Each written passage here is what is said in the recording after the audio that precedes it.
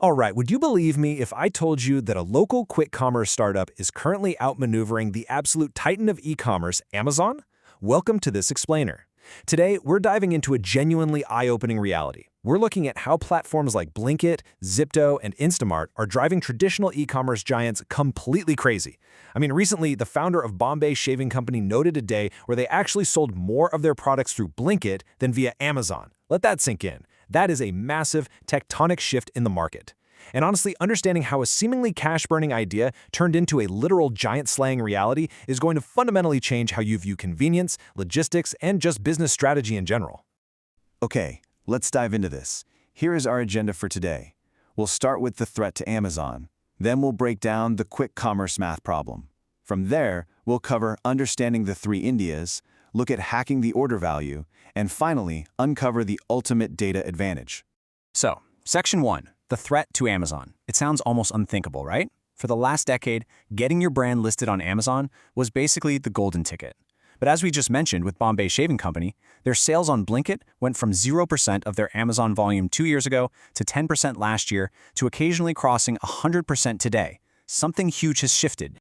For years, Amazon set the ultimate global benchmark for convenience with their one-day or two-day delivery. It felt like absolute magic when it first started. But, well, that benchmark has been completely shattered. The new definition of convenience isn't 24 hours anymore. It's a blistering 10 to 20 minutes. Think about your own habits. When you need something right now, suddenly, a 24-hour wait feels agonizingly slow. You don't want coffee beans tomorrow morning. You want them for your cup right this second. That speed? That is the true threat. It's a total paradigm shift in how we define what's convenient. Moving to Section 2, the quick commerce math problem, because getting things to a doorstep in 10 to 20 minutes is quite frankly a logistical nightmare. If we rewind just a bit to 2022, the whole industry was bleeding unbelievable amounts of cash. Many experts thought the entire model was just a flashy marketing gimmick destined to crash and burn. So it really makes you wonder, why exactly was quick commerce bleeding so much money back then? And how did a delivery model that seemed financially impossible just a couple of years ago suddenly turn into a gold mine? Well, to figure that out, we have to look under the hood at the unit economics. Let's look at the math for a typical dark store in 2022. A dark store is basically a mini warehouse hidden in a neighborhood, strictly for fulfilling online orders.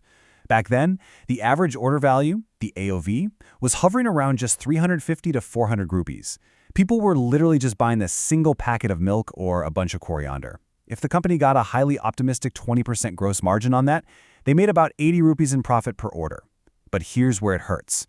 Delivery was usually heavily subsidized or completely free to build customer habits, and paying the writer cost the company about 40 to 60 rupees. So, subtract a 40 rupee delivery cost from an 80 rupee margin, and you're left with just 40 bucks to run your entire business. Multiply that by roughly 600 daily orders, and the store makes maybe 7.2 lakh rupees a month. But wait, a single dark store has about 34 employees, massive rent, electricity, software. The salaries alone ate up over 6 lakhs. The extremely low order value and the high delivery costs were just gobbling up all the margins. It was a completely bleak reality. To really grasp how they engineered their way out of this, we have to talk about a vital economic concept called contribution margin. Don't worry, it's simple. It's just your revenue minus your variable costs. And why does this matter? Because this magic number tells you if your basic business mechanics even make sense. If your contribution margin is positive, every new order brings in a little bit of extra cash to chip away at your massive fixed costs. Fixing this exact margin was literally a matter of life and death for their speed-based survival. Let's break that down just a bit more. In quick commerce, you have fixed costs, like that expensive commercial rent for the dark store, or the base salaries of the folks packing the bags.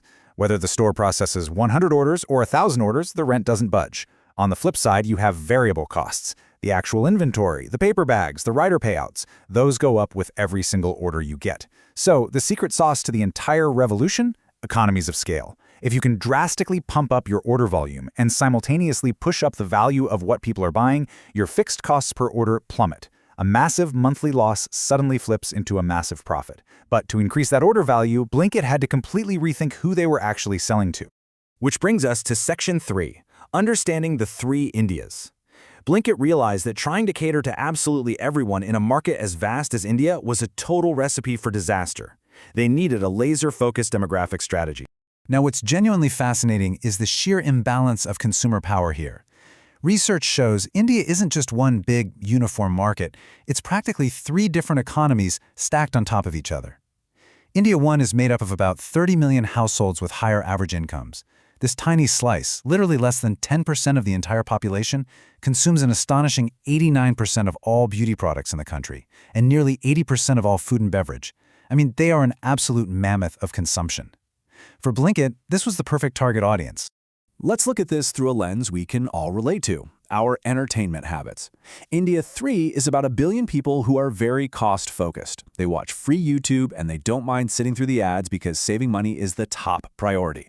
India 2 will buy an Amazon Prime subscription because it offers incredible value and a massive catalog. But India 1, they have Netflix, Prime, and YouTube Premium all on autopay. Why? Because they absolutely despise ads and refuse to waste a single second of their time. To them, convenience is king. Price? Highly secondary. Once Blinkit realized India 1 was their golden ticket, well, everything just clicked into place. Section 4. Hacking the order value. Armed with this deep psychological profile of the India 1 consumer, Blinkit weaponized that knowledge to fix their broken unit economics. India is famously a hyper-price-sensitive market, right? A 1 rupee difference can literally make or break a brand. Yet, look at the reality here. Blinkit sells Amul milk for 80 rupees, while it's 70 on Amazon. Thumbs Up is 45 rupees instead of 38. A car charges 449 rupees instead of 377. That is an 18 to 19% premium. And you know what? India 1 gladly, willingly pays it without even blinking. Why? Because to them, saving 20 minutes is vastly more valuable than saving 70 rupees. They want their midday thumbs up right now, not tomorrow afternoon. They are convenience sensitive, not price sensitive. Let's see how this builds into their master plan to just totally escape the e-commerce price war. Step 1. They finally stopped the free delivery madness. They introduced delivery fees and even surge pricing when it rained or got busy. Step 2. As we just saw, they baked a premium margin right into the everyday products. Step 3. They radically expanded their catalog.